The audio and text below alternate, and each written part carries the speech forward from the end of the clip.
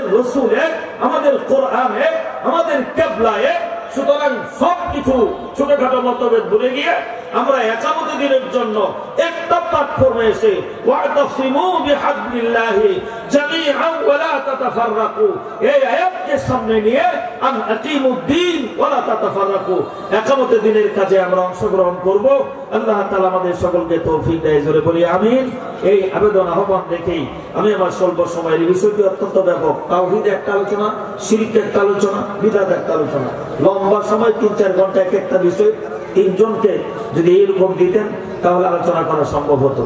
আমার হাতে সময় নেই, আমার একটা প্রোগ্রাম আছে, টাঙ্গাইল চলে যেতে হবে এক্ষুনি। I am sorry. ওয়া আখিরু দাওয়ানা আলহামদুলিল্লাহ। আসসালামু আলাইকুম ওয়া রাহমাতুল্লাহ। আল্লাহ তাআলা আমাদেরকে হেদায়েত করুন, জোরে বলি আমিন।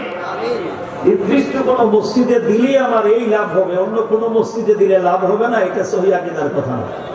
আল্লাহর ঘর ছাড়া দুনিয়ার যেখানে যত মসজিদ আছে, বরং সেখানে টাকা রাখার জায়গা নাই। আমাদের দেশে এমন অনেক মসজিদ আছে যেখানে আপনার টাকার অভাবে ভালো একটা ঘর করতে পারতেছে না, আমরা সেখানে দিব, সওয়াব বেশি হবে। এবং আমার আকীদা যেটা, যে পাগলা মসজিদে দিলে আমার মান্নত পুরা হবে, বা পাগলা মসজিদে দিলে আমার সন্তান হবে, এই আকীদা সহিহ আকীদা না, শিরকি আকীদা। আমি এই জন্য আল্লাহর রাস্তায় আল্লাহর ঘর মসজিদে, সারা দুনিয়ার মসজিদে দান করব। মান বানা লিল্লাহি মাসজিদান বানাল্লাহু লাহু বাইতান ফিল জান্নাহ, যারা আল্লাহর উদ্দেশ্যে আল্লাহর সন্তুষ্টির জন্য মসজিদ বানাবে, আল্লাহ তাদেরকে জান্নাত দিবে। মনে হয় আপনার উত্তর ঠিক আছে? উত্তর ঠিক আছে। আসসালামু আলাইকুম। ঠিক আছে, ঠিক আছে।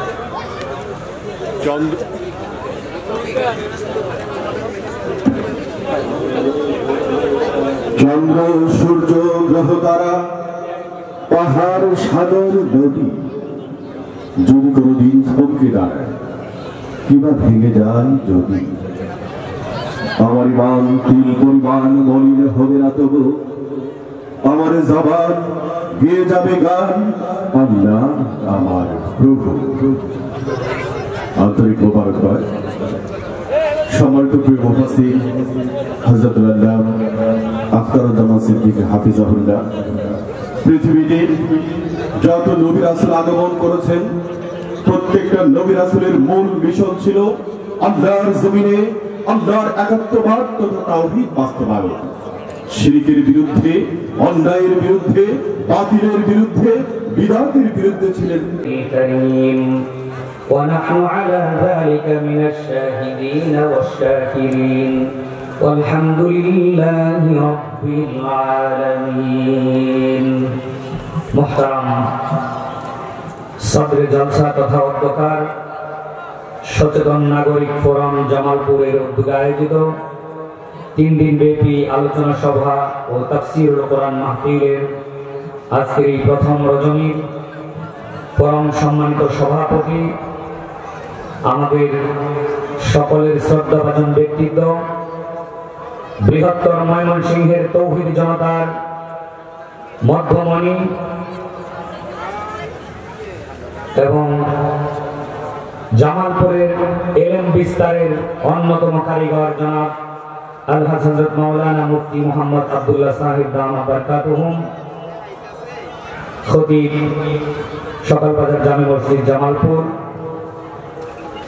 আজকের সুযোগ্য উদ্বোধক জনাব Syed Mohammad Rafiqul Islam PPM police super Jamalpur, প্রধান অতিথি ডাক্তার জনাব মোহাম্মদ মিজানুর রহমান সাহেব, সহকারী অধ্যাপক মুগদা মেডিকেল কলেজ ঢাকা, রয়েছেন সম্মানিত বিশেষ অতিথিবৃন্দ এবং পাশে রয়েছেন জামালপুরের ইসলামী আন্দোলনের অন্যতম সিপাহ সালার জনাব হযরত মাওলানা আব্দুস সাত্তার সাহেব দামাত বারাকাতুহুম। সম্মানিত উলামায়ে হযরত, আমার আগে গুরুত্বপূর্ণ আলোচনা পেশ করেছেন টাঙ্গাইল জেলার কৃতি সন্তান জনাব মুফতি মোহাম্মদ সোহাইল আল মাসুদ সাহেব। কিছুক্ষণের মধ্যেই মঞ্চে এসে গুরুত্বপূর্ণ আলোচনা পেশ করবেন তরুণ আলেমে দ্বীন এবং বিশিষ্ট ইসলামী সঙ্গীত শিল্পী জনাব হযরত মাওলানা মুফতি মোহাম্মদ মাহবুবুর রহমান আকন্দ, খতিব জুলেখা হোসেন জামে মসজিদ গাজীপুর ঢাকা। প্রিয় উপস্থিতি, আজকে যেহেতু প্রথম রজনী, এজন্য অত্যন্ত অল্প সময়ের মধ্যে আজকে মাহফিল শেষ করার সিদ্ধান্ত নেওয়া হয়েছে, যার কারণে আমাকে অত্যন্ত কম সময় দেওয়া হয়েছে। আমি অল্প সময়ের মধ্যেই কোরআনুল হাকিম থেকে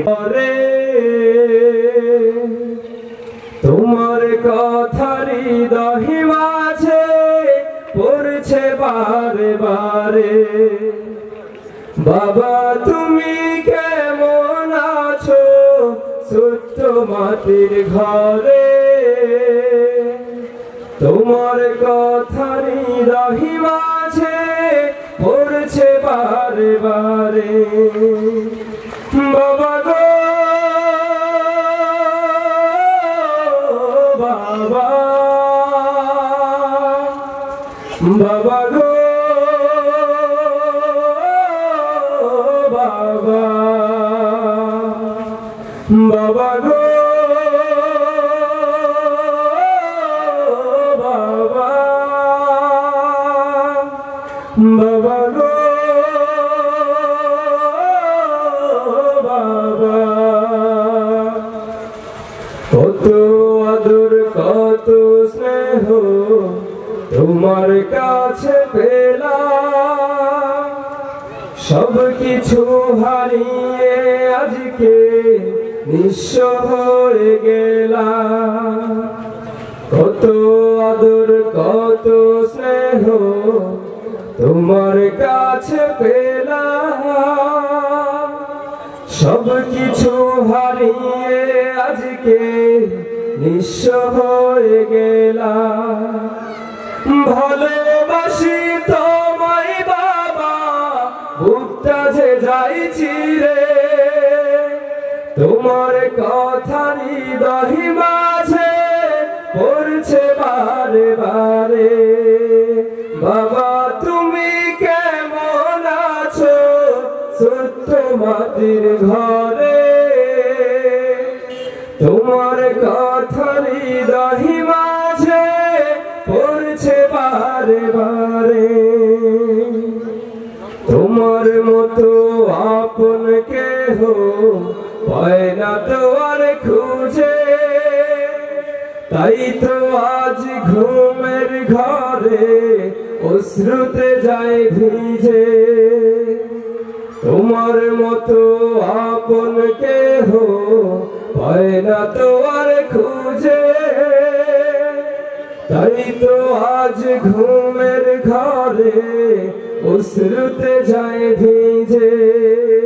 সুখে থেকো পরম সুখে জান্নাতের ভিতরে, সুখে থেকো পরম সুখে জান্নাতের ভিতরে। তোমার কথা হৃদয় মাঝে পড়ছে বারে বারে, বাবা তুমি কেমন আছো ছোট্ট মাটির ঘরে। তোমার কথা হৃদয় মাঝে পড়ছে বারে বারে। আসসালামু আলাইকুম।